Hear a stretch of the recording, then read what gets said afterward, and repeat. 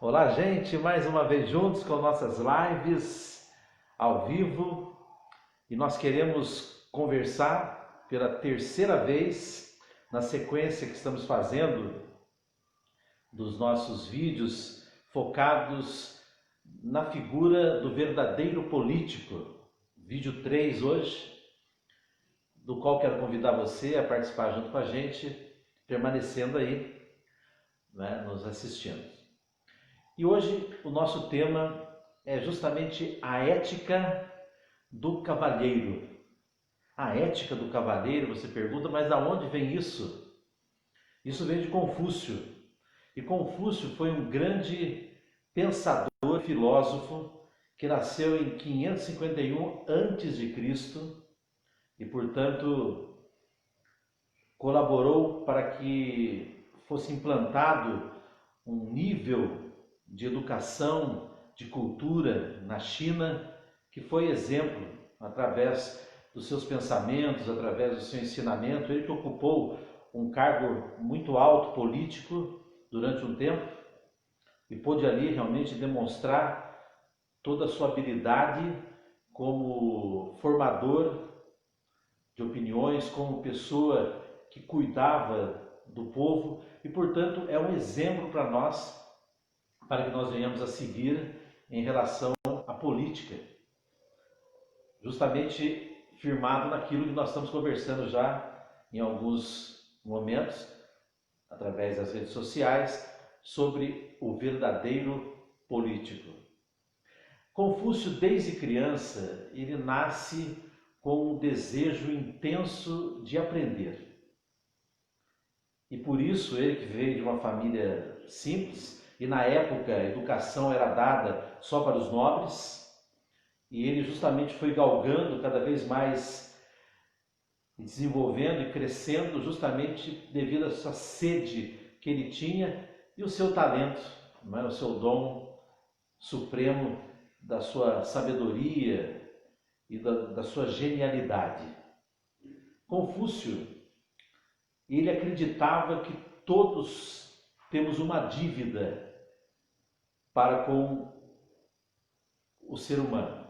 Todos nós temos uma dívida. De acordo ao quê? De acordo ao dom que nós temos. Então, quando nós viemos para esse mundo com um dom, e todos nós temos então o dever de poder, de alguma maneira, de alguma forma, poder estar trabalhando e colocando esse dom a serviço do próximo. E ele então vai classificar o homem em três características, em três níveis. E Confúcio então, ele descreve o homem primeiramente como um cavalheiro, que é o nível primeiro. Depois, o nível mais acima, como homem completo. E depois o nível mais acima, como homem sábio.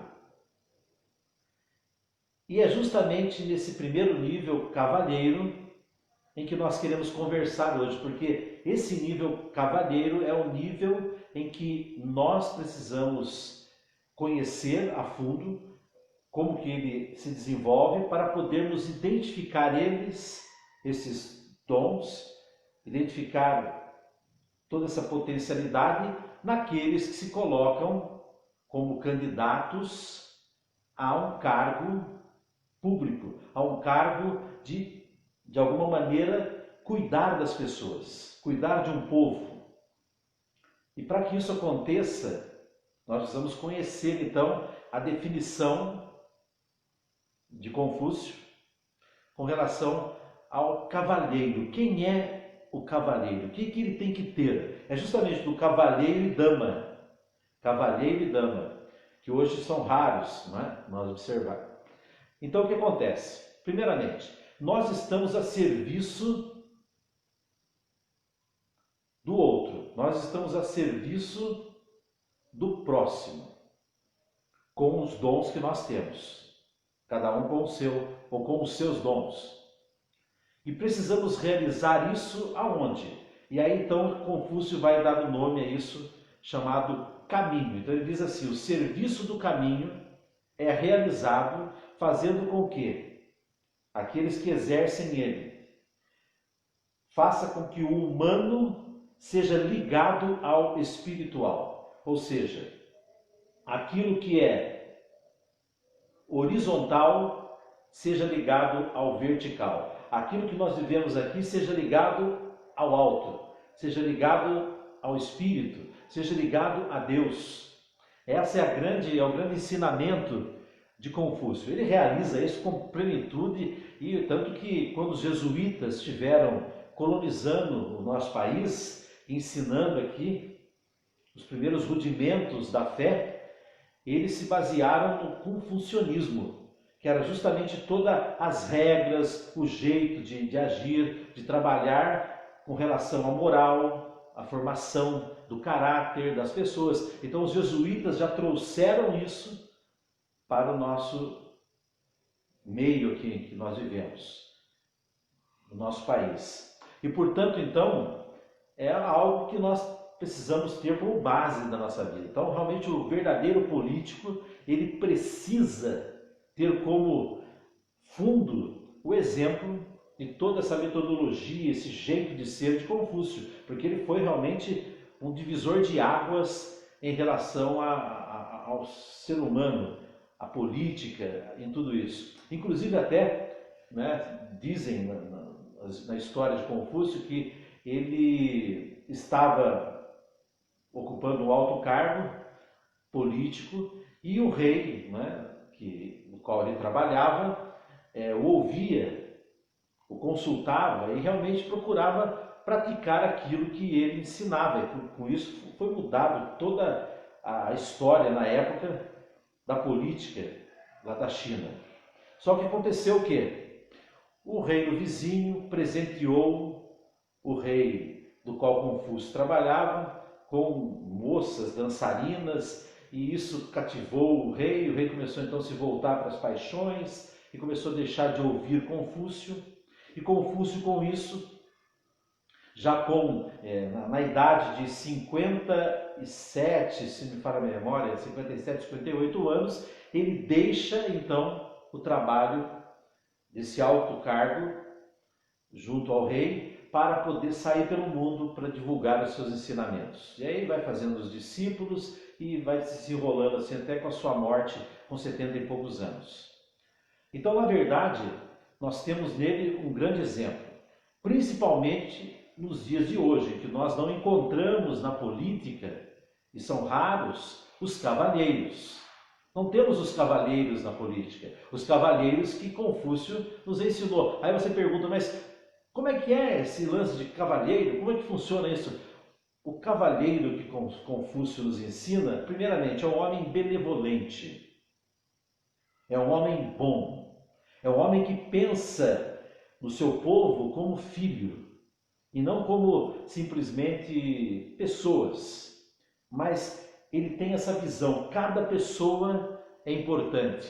Então ele tem todo um caráter de trabalhar com essa benevolência, com essa bondade para o benefício do povo. Uma pessoa que realmente pensa no povo, como um pai pensa no filho. Segundo, Confúcio ensina que o cavalheiro é aquele que o que ele faz de melhor. Ele dá o melhor dele.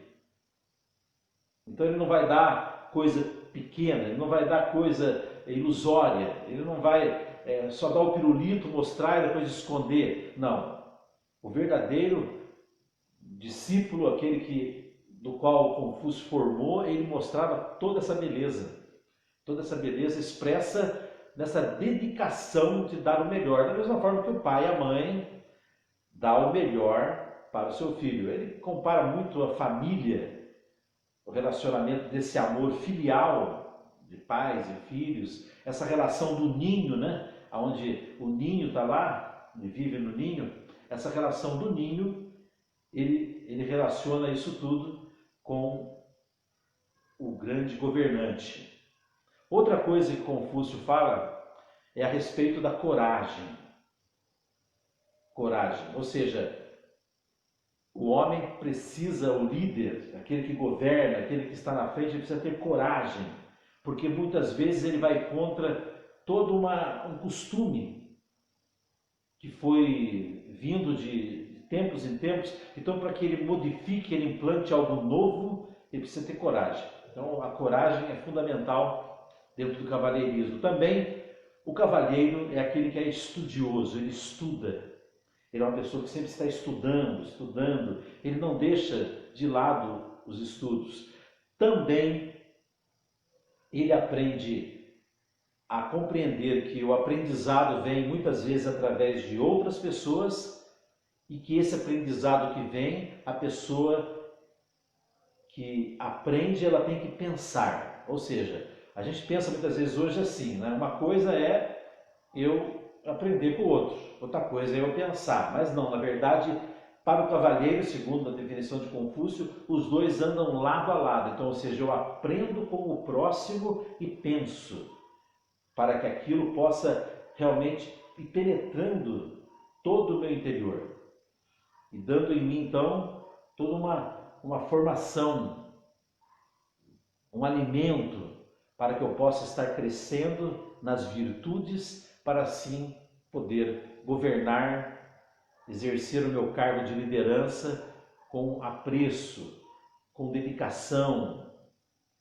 com todo o impulso de amor através de tudo isso. Veja bem, essa é a definição de Confúcio segundo a ética, segundo a educação, segundo a postura do político. E eu quero convidar você mais uma vez, meu amigo, minha amiga, que me assiste agora, a você refletir e fazer uma comparação desse cavalheiro que Confúcio nos apresenta com os políticos que existem hoje no nosso país. Faça uma comparação, pense, analise. Será que esses governantes que nós temos, e também pense porque os que virão como candidatos, com certeza, nós precisamos então fazer uma varredura na vida da pessoa, porque para dar o nosso voto e não desperdiçar, precisamos fazer uma varredura na vida da pessoa e perceber se na história daquela pessoa, daquele político, se ele já tiver no cargo, ou daquele outro que quer candidatar para isso, se existem esses traços nessa pessoa, na história de vida dela. Você vai analisar como é que é a trajetória da vida dessa pessoa. E isso é fácil, volto a dizer, entre no Google, digita o nome inteiro da pessoa, coloca lá 2 aspas assim no final do nome, daí toda a informação vai direto para aquele nome que está ali. Então, por exemplo, José Luiz Silveira Filho, se você colocar lá 2 aspas aqui, você vai ver toda a minha vida ali. Você vai ver se tem algum processo contra mim, se eu estou processando alguém, se eu já fui preso, se eu não fui, se eu já roubei, se eu tenho um nome sujo, eu não tenho, se eu já defamei alguém, se eu já prejudiquei alguém, está tudo ali no Google. Tudo ali no Google. Como é que é a minha vida, como é que é a minha trajetória, o que eu fiz desde que eu estou nas redes sociais, né? O meu trabalho foi em benefício de quê? De mim mesmo ou do outro? Como é que foi minha vida financeira? Continua a mesma? Ou eu agora sou milionário? Não é? Eu não sou milionário, né? A minha vida continua da mesma forma que comecei. Tá? Quero dizer isso a você. Justamente para que você possa compreender que lá tem tudo. No Google tem tudo para que nós possamos, então, compreender e analisar a pessoa. E aquela pessoa que você começar a perceber que existe nela todos esses requisitos que Confúcio deixou para nós, eu acredito que seja uma pessoa preparada para que você possa dar o seu voto a ela. É claro que nós temos que nos abrir também ao leque, que somos todos humanos, temos limitações, temos fraquezas, mas isso tem um limite. Isso tem um limite. Então nós queremos, começou a tocar já as mensagens, as pessoas estão assistindo, estão dando o seu positivo, mandando o seu coraçãozinho. A gente agradece a todos que estão nos assistindo. e já é o terceiro vídeo que nós estamos fazendo sobre a política. E por que eu comecei esse vídeo? Justamente porque é a carência do momento. É uma carência muito grande. Porque enquanto nós tínhamos os políticos que estavam ali desenvolvendo, né, o seu trabalho do jeito deles lá, era uma coisa. Agora, nessa pandemia, nós estamos vivendo na pele o que é um político, o que ele pode ou não pode fazer por nós. E até onde ele faz. E do jeito que ele faz. Se é com todos esses atributos, com benevolência, com dedicação. Será que nós, eu pergunto eu e você, estamos sendo tratados nessa pandemia como filhos deles? Será que nós estamos sendo tratados como filhos deles ou não? Só você pode analisar. Só você pode analisar. Se fosse o seu filho, você agiria dessa forma como eles estão agindo? Só você pode analisar. Eu estou aqui só para te dar uma dica, só para te dar uma luz, para que você possa refletir e depois você fazer a sua escolha. Eu não tenho direito de chegar aqui e falar, olha, eu quero que você vote nesse, ou eu quero que você vote naquele. Eu não posso fazer isso, porque essa é uma liberdade sua, de uma análise sua. Você analisa. Você pensa, você reflete, você vê a trajetória, o histórico daquela pessoa. Quando alguém vai requerer algum cargo em qualquer empresa, com certeza existe ali um histórico da pessoa, para analisar se aquela pessoa tem condições ou não de ocupar aquele cargo. Porque não basta só o estudo, não basta só você ter conhecimento, você precisa ter conhecimento e canalizar o conhecimento não só para o intelecto, para que haja discursos belíssimos, com palavras belíssimas e tenha toda uma didática, e se eu falar mais alto agora, todo mundo vai aplaudir, já tem uns que puxam a palma lá no meio, e outros já vão gritar, é ele, não sei o que lá, pá, igual essas torcidas de futebol americano, né? Todo mundo gritando. Isso é uma realidade. Agora, outra realidade é você canalizar o conhecimento que você tem para o bem, para o próximo, para o benefício das pessoas. Você utilizar o seu conhecimento, a sua inteligência, a sua habilidade de articular, porque a política é a arte da articulação, o nome já fala tudo, né? É a articulação. Então, ou seja, para o bem, para o benefício do próximo, para que a pessoa realmente se sinta valorizada, se sinta, cuidada. Agora, tudo isso, meu amigo, está nas suas mãos. Nós passamos mais uma vez, junto com você, nas redes sociais, falando de mais um tema sobre a ética do cavalheiro. Então, o cavalheiro é esse que age dessa forma, um homem ético. Uma pessoa ética, uma pessoa bem centrada, bem consciente, que realmente tem princípios bons e realiza eles na prática. Peço a Deus, ao Espírito Santo de Deus que permanece conosco, que está em nós, que possa nos iluminar, nos conduzir, iluminar você, para que você possa escolher muito bem, e iluminar aqueles que estão no poder, para que possam desempenhar essa função, né, revendo os conceitos e, quem sabe, então, proporcionando para nós algo melhor do que aquilo que nós estamos, até o momento, então, experimentando através do governo decisórias. Deus abençoe você, até uma próxima, e nós encerramos a nossa live mais uma vez, desejando muita paz, muita alegria ao seu coração. Tchau, tchau, tudo de bom para você.